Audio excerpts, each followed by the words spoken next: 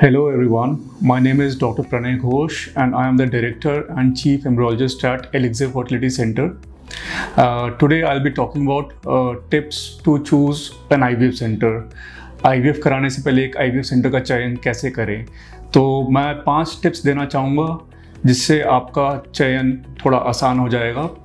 My first tip is how to go about choosing an IVF center is by knowing your IVF specialist. अपने IVF specialist को जानिए कि जिस specialist को द्वारा आप अपना ट्रीटमेंट कराएंगे वो इस फील्ड में सर्टिफाइड है भी कि नहीं, वेदर ही और शी हैज़ एडिक्वेट एक्सपीरियंस और नॉट, उनका प्रीवियस ट्रैक रिकॉर्ड कैसा है in the field of IVF, whether they have any international experience or not, and most importantly जो मैंने पेशेंट से सुना है, availability of the doctor during your treatment cycle and whether पूरा treatment cycle आपके doctor के द्वारा ही करा जाएगा या उनके जूनियर्स के द्वारा करा जाएगा. So these important things do make a difference, especially throughout your IVF journey and during the journey of your motherhood.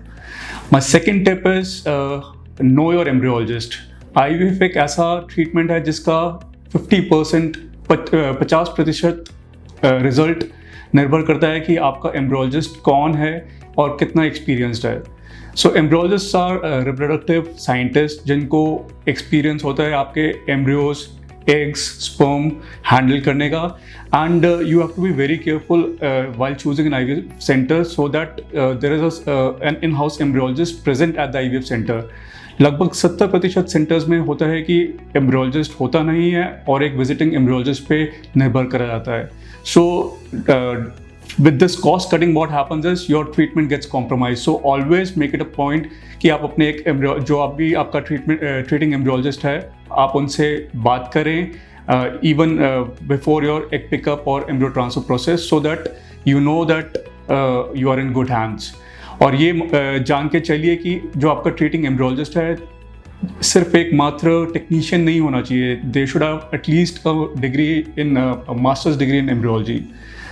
So apart from that, my third tip is choose an IVF center that is well equipped. आप एक ऐसे IVF center का चयन करिए जो ना कि adequate staffing but adequate infrastructure से लेस हो.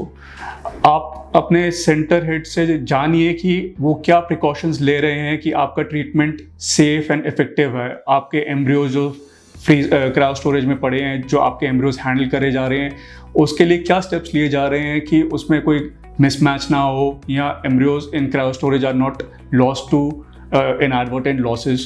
So it is very important that you choose an IVF center that is well equipped with the latest cutting edge technology so that the needful can be done for you. My fourth tip is do not choose an IVF center that does IVF in batches.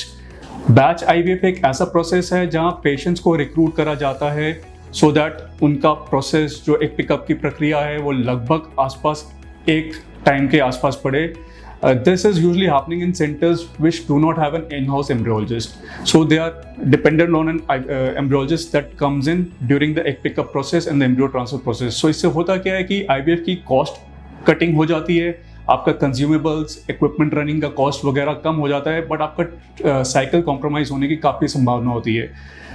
Moreover, there is a very high chance of gamete mismatch happening during batch IVF. जिस प्रक्रिया के दौरान 10, 15, 20 दंपत्ति का इलाज same day पड़ रहा है, the embryologist is also burdened, the machines are also burdened, and there's a very high chance कि embryos का mismatch हो, and that is very detrimental.